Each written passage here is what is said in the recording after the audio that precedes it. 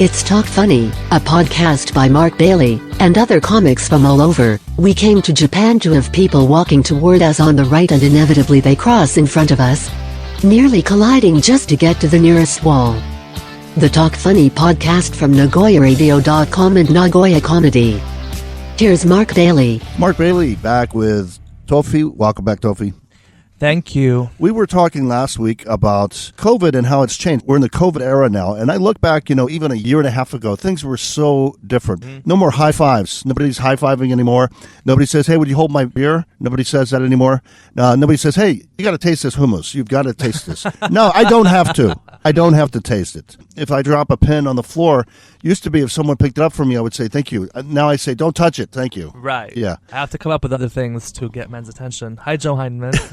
I think I mentioned off mic, some people are never satisfied. You look behind you, and I have a nice hobby of electronic drums. We've mentioned it on the show before. In this spacious, luxurious room. Well, it's a lot spacier than it used to be, even more crowded, believe it or not. This table was where you're sitting now, so it was... This ivory gold-plated table, yes. Well, this is actually a radio table, so it's glass, so you can see, basically, we put our script under here. That's what we used to do on radio. Just the script? Or, a flask, whatever. You need. Yeah, it's changed a lot, but as I was saying, some people are never happy, and you've got some teachers saying, now I have to learn a completely new craft of how to get online and do Zoom meetings. Okay, if you're that inflexible as a teacher, maybe you shouldn't be teaching. It's like, well, I only learned how to use chalk on a blackboard. I don't know. You're living in the year 2021 now, all right? Things change. You're teaching students, and they're going to be working in jobs 30 years from now. They have to be flexible. You have to be flexible.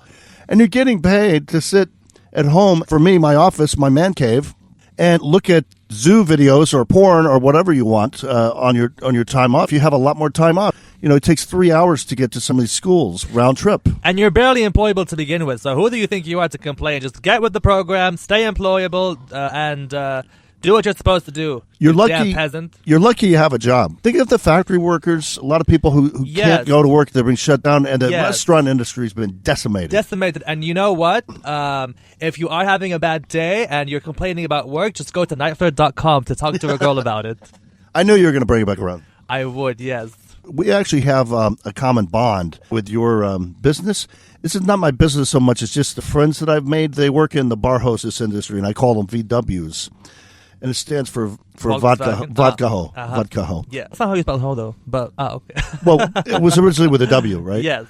So things change, right? Right. But a VW is a vehicle, right? It's a Volkswagen. Yes. It's a very good ride analogy for me because I had a bunch of VWs, and then I met a Ferrari. I meet all of these from the VW. So the point I was getting to is that they are starving to death right now because since December 18th, clubs, hostess several bars places have closed, yes. Well, they're not allowed to open by the government because the owners can get 40,000 yen. Yeah. Well, they can get 40,000 yen a day by the government plan if they close, but the owners get that. The staff get zip. They get nothing, right? Yeah. And so this started in December 18th, and they said it's only till January 11th. And then January 11th, they said, okay, it's just till February 7th. It's like Lucy with the football and Peanuts. I don't know if you knew the Charlie Brown thing, where they keep moving the goalpost, right? It was February 7th. Now it's March 7th.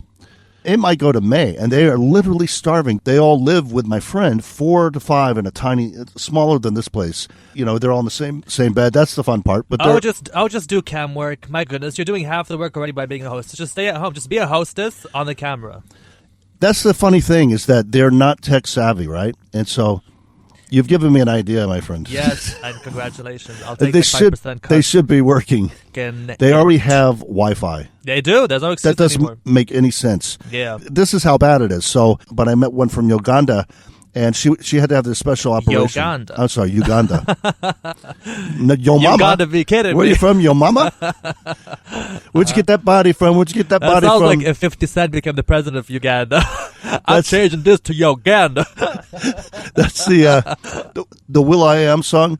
Hey, girl, where'd you get that body from? Where'd you get that body from? I got it from my mama. You got it from your mama? All right, so she's from Uganda. She has to have a female part operation done, and it's too expensive to do in Japan. She wants to do it in Thailand. Yep, Thailand. I love you, Thailand. Yes. He said, could you, I'm older than her, and I mean, I guess I am pretty tech savvy, but it's not my job. It's not my specialty. I can't help the whole world. I do podcasts. I learned how to make an online radio station. But, I mean, I can't do that for everybody. I can't make an online radio station for everyone. I did it for me. I did it for business, right? And you can only invite classy, sophisticated people on your prestigious podcast. Exactly. That's why we've only had 3 guests. You're one Yes. of them. So the Uganda girl, she asked me, will you help me with these 2 things? I don't know a hospital in that area. You know, she's from Uganda, so they were an occupied country by the British, so there's no English problem at all. She's completely native English speaker. And I think she's just, I don't know, I don't think she just wants to do her own, help herself. She doesn't want to do her own work. She said, I don't know any hospitals. I said, I don't know any hospitals in Thailand. I mean, you ever heard of Google? They know. Go to Google. That's what I would do. She goes, well, could you do it? So I went on Google and said, here's a hospital. I found one. Perfect. It has your operation. And then they sent me a form. And I said, you need to fill this form out. It's online. And it's all these, it's like 150 questions that I would not know the answer to. Have you ever used a birth control? Have you ever had an abortion? Have you ever, given birth? Have you ever taken this drug? Have you ever taken that? Are you allergic? And I said, you just need to fill this out. She has a laptop. Send it back to the hospital. That's the first step. She goes, well, I click it and it doesn't click. I'm like, well, I don't know. Find another way to do it then. She goes, could you answer it for me? And I said, come on. Come on. Come on, Uganda. Get it together, girl. No, you didn't, girl. She really didn't. No, you won't. No, you cannot. No, we can't. No, we can't. That's the motto of Uganda. If she was the leader, that's the motto of COVID. Really, you can't. There's so much you can't do. And she said, so she said, well, you're the only person in Japan that can help me. And I said, it's on the internet. Anybody in the world can help you. How about your sister? Yeah. How about your ex-husband? Yeah. How about these people? Anybody can help you. Really, I mean, people have to realize that people are trying their best to make the world as convenient as possible for you. I know it doesn't seem that way, but if you dig a little deeper, you'll find that someone has thought of this demand that you have and created a supply to satisfy it. That's just the nature of the world right now. So don't worry.